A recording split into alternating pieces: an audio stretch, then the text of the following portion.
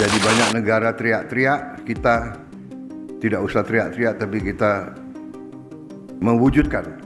Saya percaya dalam waktu yang tidak lama, kita tidak akan import BBM lagi dari luar.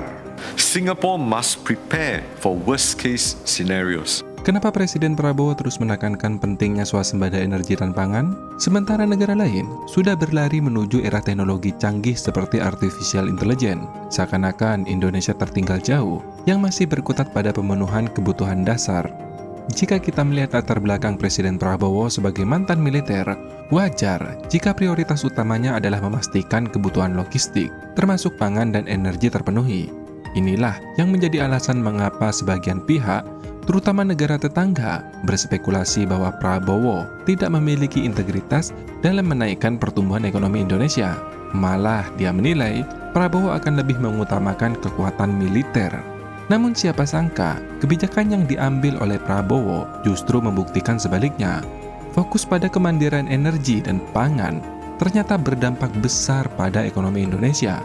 Bahkan, kebijakan yang sebelumnya dianggap remeh ternyata bisa mengguncang stabilitas ekonomi negara tetangga, bahkan geopolitik di kawasan. Kenapa bisa? Yuk, kita bahas lebih detail lagi. Sejarah mengajarkan kita bahwa negara yang menguasai sektor energi dan logistik memiliki keunggulan strategis yang signifikan dalam konflik besar, seperti yang terjadi pada Perang Dunia II. Jenderal Dwight Eisenhower, Panglima Sekutu Eropa pada Perang Dunia Kedua, pernah mengatakan, Anda tidak akan kesulitan membuktikan bahwa pertempuran, kampanye, bahkan perang dimenangkan atau dikalahkan terutama karena logistik. Begitu pula dengan Jenderal Robert Barrow, mantan Komandan Korps Marinir Amerika Serikat. Amatir akan berbicara tentang taktik, tetapi profesional mempelajari tentang logistik. Pernyataan ini jelas menunjukkan betapa pentingnya logistik dalam setiap pertempuran. Tak heran jika Presiden Prabowo memberikan perhatian besar pada ketahanan energi dan pangan yang merupakan bagian dari sistem logistik negara. Akibatnya, Presiden Prabowo mulai mengamankan sumber daya yang dimiliki Indonesia untuk kepentingan negara sendiri, termasuk pembatasan ekspor dan pelarangan ekspor pada beberapa komoditas penting, salah satunya yaitu menghentikan ekspor gas murah agar pasokan di dalam negeri lebih stabil dan tidak lagi mensubsidi negara lain. Selama ini, Indonesia ibarat tukang galon yang selalu memberi harga murah kepada tetangga kita, Singapura.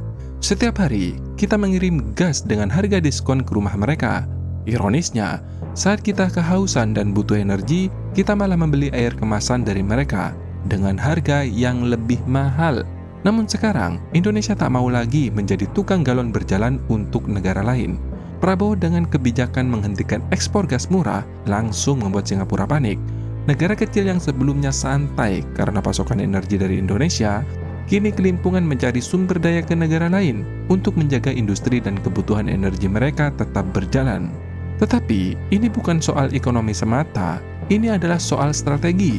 Indonesia akhirnya sadar, selama ini kita telah sering menjadi pelayan, bukan sebagai pemain utama. Sekarang, Singapura lah yang harus berpikir keras bagaimana cara dia bertahan dan bisa survive tanpa pasokan dari Indonesia. Mungkin mereka bisa mencari pasokan dari negara lain. Tentu, harganya pun tidak semurah dari Indonesia. Dan kalau mereka bingung atas kenaikan harga listrik dan lain-lain nantinya, ya itu urusan mereka. Keputusan Presiden Prabowo untuk menghentikan ekspor gas pada 20 Januari 2025 bersamaan dengan peresmian 37 proyek strategis tentang kelistrikan nasional pada 18 provinsi, langkah ini bukan hanya sekedar kebijakan, tetapi juga merupakan simbol bahwa Indonesia kini serius dalam membangun kemandirian energi. Artinya, 37 proyek tersebut merupakan awal dari bukti komitmen Presiden Prabowo untuk membangun ketahanan energi di Indonesia. Pertanyaannya, kenapa Presiden Prabowo menghentikan ekspor gas ke Singapura? Jawabannya akan membuat kalian terkejut, sekaligus membuka fakta bagaimana cara Singapura memperlakukan Indonesia selama ini. Selama bertahun-tahun, Indonesia terus mengalirkan gas murah ke Singapura, mencapai 160 hingga 180 miliar British Thermal Unit atau BTU per hari. Dengan kata lain, hampir 60% pasokan gas industri di Singapura berasal dari Indonesia. Yang lebih menyakitkan, harga gas yang dijual di Singapura jauh lebih murah dibandingkan harga gas di dalam negeri. Jika kalian ingin membuka industri di Singapura dengan gas sebagai sumber energinya, kalian hanya membayar $4 per kaki kubik. Sementara di negara kita, negara yang asal gasnya, kalian harus membayar sebesar $9,5 per kaki kubik. Artinya apa? Produk yang dihasilkan di Indonesia tidak akan sekompetitif dan semurah seperti yang diproduksi di Singapura karena biaya produksinya lebih mahal. Sementara itu, Indonesia justru mengimpor BBM dari Singapura dengan harga yang jauh lebih tinggi. Jadi, selama ini kita jual gas murah ke Singapura, tapi malah membeli BBM yang lebih mahal dari negara yang sama. Gimana betapa mirisnya kondisi Indonesia selama ini, bro? Dengan tekad menghentikan ekspor gas ke Singapura, keputusan Prabowo ini ibarat pukulan telak ke negara tersebut. Negara yang selama ini bergantung pada impor energi dari Indonesia harus buru-buru mencari pasokan ke negara lain. Masalahnya, mencari energi murah tidaklah mudah. Mereka bisa saja mengimpor dari negara lain, tetapi harga yang ditawarkan jauh lebih tinggi. Alternatif lainnya, beralih ke energi terbarukan yang lain, seperti energi surya misalnya. Tetapi, itu memerlukan waktu dan investasi besar. Sehingga, kalau boleh jujur, Singapura kini berada dalam keadaan genting, terjebak dalam situasi yang tidak mudah. We have sufficient generation capacity, including a 27% reserve margin, which provides for planned and unplanned outages. These measures, combined with voluntary power conservation, can meet all our demand in most potential disruption scenarios. However, we cannot afford to be complacent.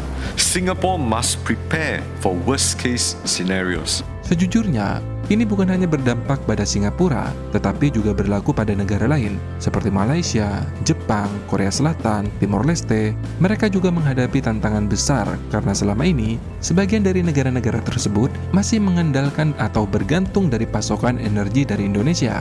Misalnya seperti Jepang dan Timor Leste. Sedangkan Malaysia, meskipun mereka memiliki sumber daya energi sendiri, mereka tetap menjadikan pasokan gas dari Indonesia sebagai bagian penting dari kebijakan energi nasionalnya. Kesimpulannya, kebijakan ini mengirimkan pesan jelas bahwa Indonesia kini bukan lagi pemain kecil dalam peta energi di Asia Tenggara. Indonesia telah menjadi kekuatan yang tidak bisa dianggap remeh dan mampu mengubah dinamika geopolitik dan ekonomi di kawasan seketika. Setelah melihat pendekatan yang diambil oleh Presiden Prabowo, ternyata swasembada energi dan pangan bukan hanya sekedar doktrin militer yang dimilikinya, tetapi juga memiliki dampak ekonomi dan geopolitik yang sangat signifikan di kawasan. Mengurangi impor energi dan pangan, Indonesia dapat menghemat devisa dan mengalokasikan dana untuk pembangunan infrastruktur di sektor lain, sehingga pasokan energi di dalam negeri menjadi lebih stabil dan dapat mengurangi fluktuasi harga yang diakibatkan oleh ketergantungan pada pasar internasional.